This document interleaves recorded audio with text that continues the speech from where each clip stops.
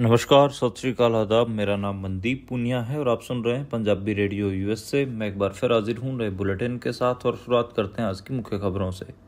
गजा में युद्ध विराम और इजरायली बंधकों की रिहाई के लिए इजरायल और हमास के बीच समझौता होने के बाद भी हमला जारी है। सिविल डिफेंस एजेंसी ने कहा है कि इजरायली हवाई हमले में 20 फलस्तीनियों की मौत हुई है। वहीं इजरायल सेना ने इस पर अभी तक कुछ नहीं कहा है। दिल्ली विधानसभा चुनाव को लेकर भारतीय जनता पार्टी ने अपनी सहयोगी पार्टियों को 2 सीटें आवंटित की हैं। आपको बता दें कि नीतीश कुमार की पार्टी जनता दल यूनाइटेड को बुराड़ी सीट, वहीं चिराग पासवान की लोक जनशक्ति पार्टी को देवली विधानसभा सीट दी है। इसके साथ ही बीजेपी ने बची हुई 68 सीटों के ऊपर अपने उम्मीदवार उतारे हैं। खनौरी बॉर्डर पर भूख हड़ताल पर बैठे किसान नेता जगजीत सिंह डल्लेवाल को आज 52 दिन पूरे हो गए हैं। आज शंभू बॉर्डर पर किसानों ने प्रेस कॉन्फ्रेंस करके कहा है कि 21 जनवरी को 101 किसानों का जत्था दिल्ली के लिए रवाना होगा। श्रोमणी गुरुद्वारा प्रबंधक कमेटी ने कंगना रनौत की इमरजेंसी फिल्म के ऊपर बैन लगाए जाने की बात कही है। उन्होंने सीएम मान को भी चिट्ठी लिखी है। इसके अलावा केंद्र को भी एक चिट्ठी लिखकर कहा है कि इस फिल्म में सिखों को गलत तरीके से दिखाया गया है, इसलिए इस फिल्म के ऊपर बैन लगना चाहिए। ये थी आज की मुख्य खबरें। अब करते हैं इन खबरों का विश्लेषण और शुरुआत करते हैं पहली खबर से। गजा में युद्ध विराम के बावजूद भी बहुत सारी चीज़ें अभी भी जारी हैं। इजराइल और हमास के बीच में बेशक से इजरायली बंधकों की रिहाई को लेकर समझौता हो गया हो, लेकिन हमास द्वारा संचालित सिविल डिफेंस एजेंसी ने दावा किया है कि इजराइल अभी भी उनके ऊपर हवाई हमले कर रहा है। सिविल डिफेंस एजेंसी ने कहा है कि इजरायली हवाई हमले में 20 लोगों की मौत हुई है। वहीं इजरायली सेना ने अभी तक इसके ऊपर कुछ नहीं कहा है। युद्ध विराम समझौता रविवार से लागू नहीं होगा। दरअसल 7 अक्टूबर 2023 को हमास ने इजराइल पर हमला किया था। इसके जवाब में इजराइल ने गजा में सैन्य कार्रवाई शुरू कर दी थी और उसके बाद से ये सब जारी है। हमास ने इजराइल पर हमले के दौरान 251 लोगों को बंधक बना लिया था। हमास के पास अभी 94 इजरायली बंधक हैं। हालांकि इस युद्ध में सबसे ज़्यादा नुकसान फ़लस्तीन का हुआ है। हमास द्वारा संचालित स्वास्थ्य मंत्रालय के मुताबिक इजरायली हमलों में 46,000 से ज़्यादा फ़लस्तीनी लोग मारे गए हैं, जो कि एक बड़ी संख्या है। बड़ी संख्या में महिला और बच्चे भी हवाई हमलों में मारे गए हैं और अभी भी इजराइल लगातार हवाई हमले कर रहा है। मुझे लगता है कि जब सीज फायर की बात हो गई है, जब युद्ध विराम की बात हो गई है, तो कहीं ना कहीं इजराइल को जो हवाई हमले वो बंद करने चाहिए। 20 लोगों की मौत की और खबर है जो काफ़ी चिंताजनक है। हम देख रहे हैं कि पिछले 1.5 साल में सबसे ज़्यादा जो एक हिसाब से हैवानियत भरा जो चेहरा रहा है वो इजराइल का ही रहा है और इजराइल अभी भी जो युद्ध समझौता होने के बाद भी बाज आ नहीं रहा है। और इसको लेकर जो हमास के मुख्य वार्ताकार हैं खलील अल हया, उन्होंने जो ये सारा समझौता हुआ है इसको लेकर एक बयान भी जारी किया है। उन्होंने कहा है कि समूह युद्ध के दौरान गजा में हुई पीड़ा के लिए इजराइल को माफ़ नहीं करेगा। सभी पीड़ितों की ओर से खून की हर बूंद के लिए और दर्द के हर आंसू के लिए हम कहते हैं कि नहीं भूलेंगे। उन्होंने कहा है कि इजराइल क्षेत्र में अपने सैन्य अभियानों के लक्ष्य को हासिल करने में विफल रहा है। वहीं इजराइल के राष्ट्रपति इसहाक हर्जोग ने कहा है कि प्रधानमंत्री बेंजामिन नेतन्याहू और वार्ता के उनकी टीम के इस समझौते को अंतिम रूप देने के प्रयास का वो समर्थन करते हैं। उन्होंने कैबिनेट और सरकार से इसे स्वीकार करने का आह्वान किया है। इजरायली कैबिनेट को वोट के जरिए समझौते को मंजूरी अभी देनी बाकी है। ठीक है कि समझौते को लेकर दोनों जो वार्ताकार हैं उनका बयान आया है, तो खलील अल हया ये ज़रूर बात करें कि वो जितने बड़े लेवल पे फ़िलिस्तीनियों का कत्ल किया गया है उसको भूलेंगे नहीं। और अभी के लिए जो वो अपने जो उनके सैन्य अभियान थे वो उनके जो लक्ष्य थे उसको हासिल करने में वो लोग विफल रहे हैं, ये बात भी मानी है। यानी कि जो हमास है वो अपना जो लक्ष्य लेकर चला था उसको हासिल नहीं कर पाया है। और जो फ़लस्तीन की आज़ादी है वो अभी भी फ़लस्तीन के नागरिकों को अपने आज़ादी के लिए और संघर्ष करना पड़ेगा। अगर हम फ़लस्तीनी नुक्ते से बात करें तो इस पूरी जंग में 46,000 फ़लस्तीनियों ने शहीदी दी है, आज़ादी के लिए शहीदी दी है। खैर, जो इजराइल है, इजराइल को अमेरिका का और भी जो एक हिसाब से वेस्टर्न वर्ल्ड है उसका ठीक ठाक सपोर्ट रहा है। हालांकि जब बहुत ज़्यादा अत्याचार इजराइल कर रहा था उस समय अमेरिका ने भी अपने पैर खींच लिए थे, और इस समय जो समझौता भी हुआ, जो सीज फायर करने के लिए जो समझौते करने के लिए जो एक हिसाब से दबाव भी है, वो अमेरिका की तरफ से ही पड़ा है। चलो अभी समझौता हो रहा है और मुझे लगता है कि इजराइल को अब कम से कम जो सारा कुछ वो कर रहा है गजा में, उसको रोकना चाहिए। हालांकि बफर जोन को लेकर अभी भी बातचीत नहीं बनी है। जो बफर जोन का मामला अभी भी उलझा हुआ है। जो हमास है और जो फ़लस्तीन के नागरिक हैं वो पुराना बफर जोन चाह रहे हैं, वही 250, 300, 500 मीटर तक का। वहीं जो इजराइल है वो 2 किलोमीटर अंदर तक का बफर जोन चाह रहा है, जो कि काफ़ी अंदर तक का हो जाता है। मेरे को लगता है कि इसके ऊपर बात बन जाए तो बहुत ज़्यादा। और दूसरा जो याह्या सिनवार की डेड बॉडी का मामला है वो भी सुलझना चाहिए। जो इजराइल है वो याह्या सिनवार, जो कि हमास के पहले चीफ रहे हैं, उनकी डेड बॉडी देने से मना कर रहा है। तो मुझे लगता है कि वो भी गलत है। वो भी कहीं ना कहीं अभी भी जो गजा है और जो हमास है, हमास के लोगों के ऊपर जो इजराइल है वो दबाव, प्रेशर बनाने की कोशिश कर रहा है। अगली खबर की ओर बढ़ते हैं, और अगली खबर हिंडनबर्ग रिसर्च के बारे में। अमेरिकी कंपनी के संस्थापक नेट एंडरसन ने इसकी जानकारी दी है कि अब वे हिंडनबर्ग रिसर्च को बंद करने वाले हैं। और उन्होंने एक पोस्ट भी लिखी। उसने कहा कि जैसा कि मैंने पिछले साल के अंत से ही अपने परिवार, दोस्तों और अपनी टीम को बताया था, मैंने हिंडनबर्ग रिसर्च को भंग करने का निर्णय लिया है। उन्होंने साल 2017 में हिंडनबर्ग रिसर्च का कहीं ना कहीं गठन किया था, और उसके बाद भारत के मामले में ये जो रिसर्च है, हिंडनबर्ग रिसर्च रही, वो काफ़ी सनसनीखेज भी रही। बड़े खुलासे किए, अडानी समूह के खिलाफ धोखाधड़ी, इनसाइडर ट्रेडिंग नियम के उल्लंघन और मनी लॉन्ड्रिंग करने के आरोप हिंडनबर्ग रिसर्च ने लगाए थे। इसको लेकर भारत में जो कांग्रेस पार्टी के जयराम रमेश हैं, उन्होंने बड़ी स्टेटमेंट दी। उन्होंने कहा है कि हिंडनबर्ग जो रिपोर्ट है वो इतनी गंभीर साबित हुई थी कि भारत के सर्वोच्च न्यायालय को उसमें अडानी ग्रुप, जिसे किसी को नहीं, खुद प्रधानमंत्री का संरक्षण प्राप्त है, उसके खिलाफ लगाए गए आरोपों की जांच के लिए एक विशेषज्ञ समिति का गठन करने के लिए मजबूर होना पड़ा था।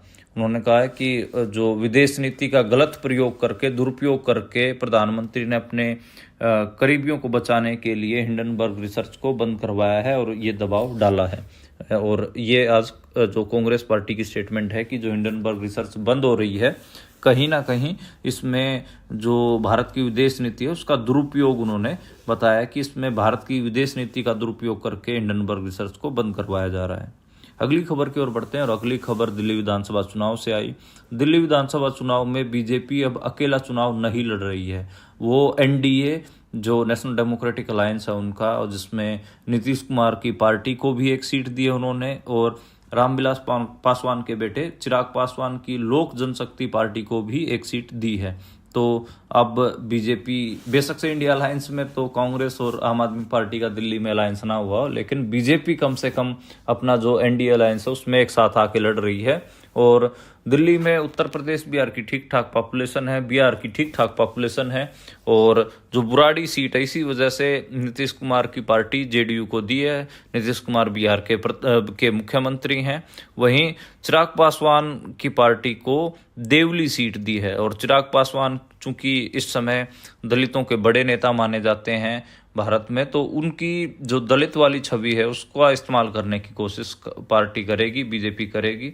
तो खैर, इंडिया अलायंस बेशक से बिखरा हो, लेकिन इधर कहीं ना कहीं एनडीए इकट्ठा होता दिख रहा है दिल्ली चुनाव में। और दिल्ली चुनाव में अभी 5 फरवरी को वोटिंग होनी है, और अभी से सिर्फ 15 दिन बचे हैं, तो अभी से ही बहुत सारा जो एक हिसाब से उत्साह देखने को मिल रहा है। दोनों पार्टियां एक दूसरे के ऊपर आरोप प्रत्यारोप लगा रही हैं। अब थोड़ा चुनाव उठता भी दिख रहा है, ठंड बढ़ रही है, और चुनाव की जो गर्मी है वो भी कहीं ना कहीं दिल्ली में अब बढ़ती हुई दिखाई दे रही है। हालांकि चुनाव है ये केजरीवाल के लिए काफ़ी महत्वपूर्ण होने वाला है। अगर दिल्ली में आम आदमी पार्टी चुनाव हार जाती है तो उसको पंजाब में भी दिक्कत आएगी, गुजरात में दिक्कत आएगी, गोवा में दिक्कत आएगी। यहाँ तक भी लोग ये सब भी कह रहे हैं कि अगर केजरीवाल ये चुनाव हार जाते हैं तो आम आदमी पार्टी की सियासत ही खत्म हो जाएगी, ये पार्टी ही डूब जाएगी सारी की सारी।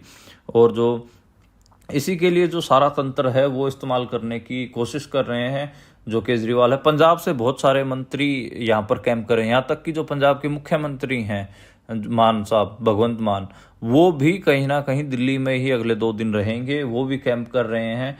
और हालांकि जो भगवंत मान की इमेज पंजाब में काफ़ी विवादास्पद बनी हुई है और काफ़ी जो विवाद हैं वो उभर कर आए हैं। तो अगर दिल्ली में विधानसभा चुनाव आम आदमी पार्टी जीतती है तो फिर नो डाउट कि पूरे 5 साल पंजाब में वो आसानी से सरकार चला सकते हैं। लेकिन अगर दिल्ली में आम आदमी पार्टी चुनाव हार जाती है तो मेरे को लगता है कि पंजाब में बहुत सारे एमएलएज कुछ ना कुछ पलटी मारेंगे या कुछ ना कुछ गड़बड़ी जरूर होगी। तो पंजाब में भी आम आदमी पार्टी को सरकार चलाने में आगे दिक्कत का सामना करना पड़ सकता है। अगली खबर की ओर बढ़ते हैं और अगली खबर आज किसान आंदोलन से। तो किसान आंदोलन में शंभू बॉर्डर से खबर आई है। शंभू बॉर्डर पर आज प्रेस कॉन्फ्रेंस थी और उसमें यह अनाउंस किया गया है कि 21 जनवरी से 101 किसानों का जत्था दिल्ली के लिए कूच करेगा। ये वही ऐलान मेरे को लग रहा है जो दिसंबर के पहले हफ्ते में जो किया था। 6 दिसंबर से जो किसानों ने जत्थे भेजने शुरू किए थे लेकिन वो आगे नहीं बढ़ पाए थे, वैसा ही ऐलान है।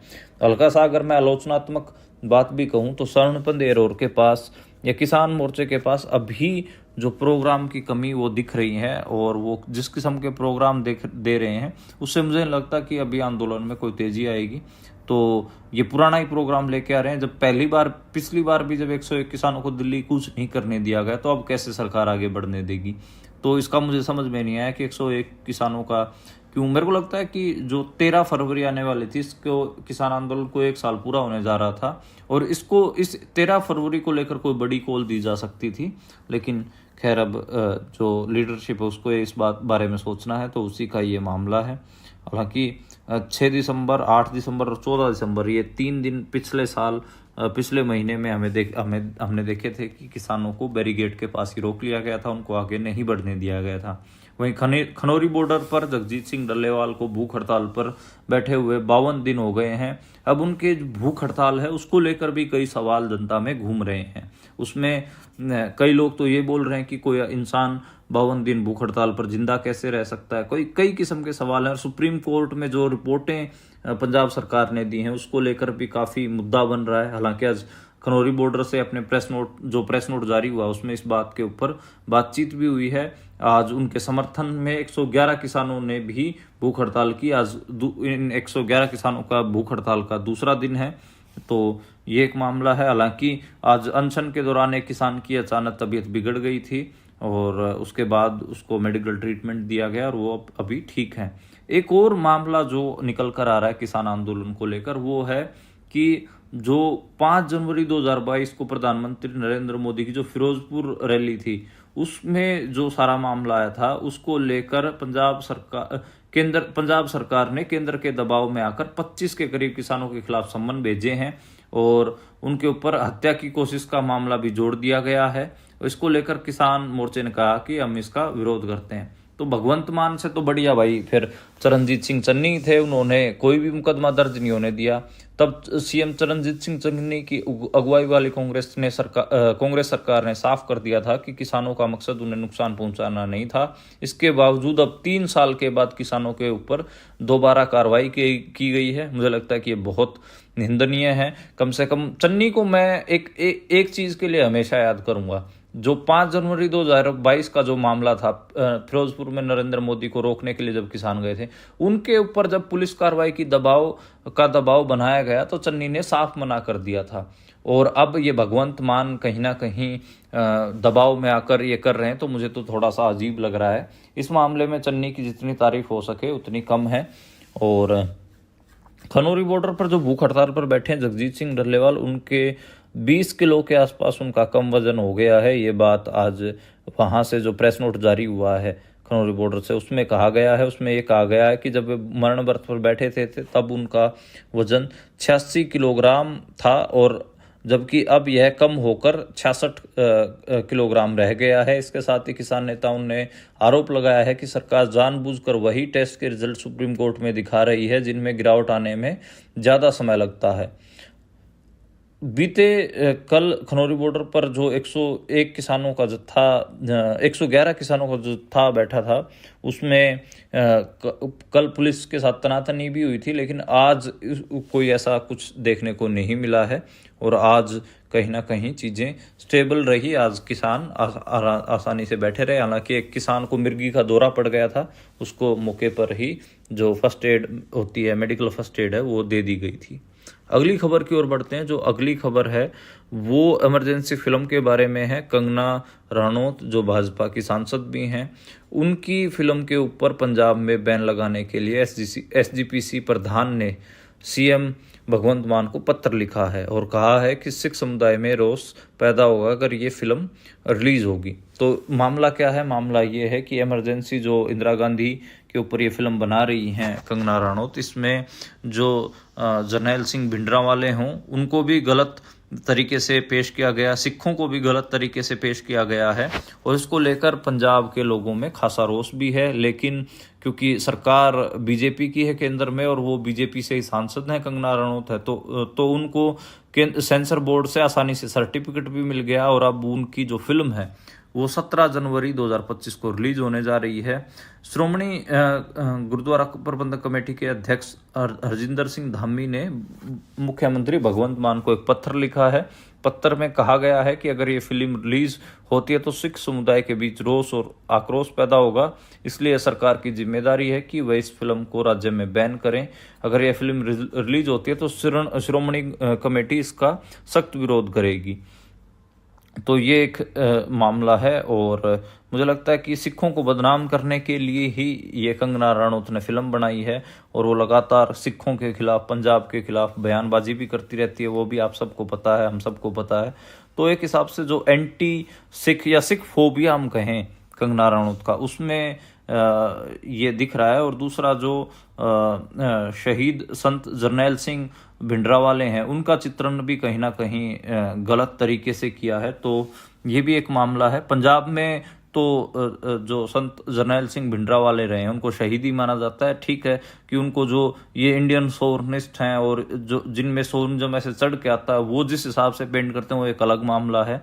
और जो भाजपा और जो कंगना रनौत जैसे लोग जिस हिसाब से पेश करते हैं तो वो तो एक डिबेटेबल चीज़ तो है ही। और उसी चीज़ को पूरे भारत में कहीं ना कहीं बहुसंख्यक समाज के बीच में सिखों की और पंजाब की बदनामी करने के लिए उन्होंने इस किस्म का एक कारनामा किया है इमरजेंसी फिल्म में।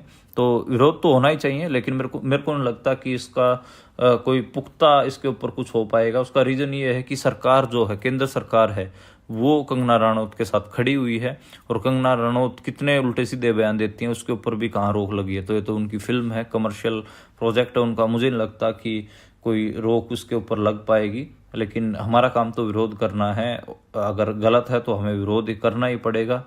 तो मुझे लगता है कि इसका विरोध तो होना ही चाहिए।